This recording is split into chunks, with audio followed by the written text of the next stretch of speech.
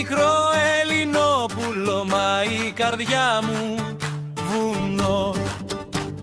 Γέλια γεμίζουν το δρόμο μου σαν να είναι όλο σταθμός.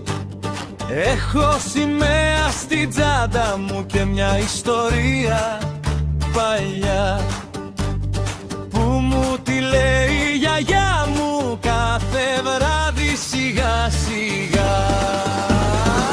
Είμαι μικρό Ελληνόπουλο και έχω χαρά μεγάλη, γιατί είναι η πατρίδα μου όμορφη σαν καμιά άλλη. Είναι η Ελλάδα η γλυκιά που πριν χιλιάδες χρόνια πολέμαγε και νίκαγε χωρίς να έχει κανόνια. Γι' αυτό είμαι περήφανος, γι' αυτό και καμαρώνω πως είμαι Ελληνόπουλο, σε όλους το φανερώνω.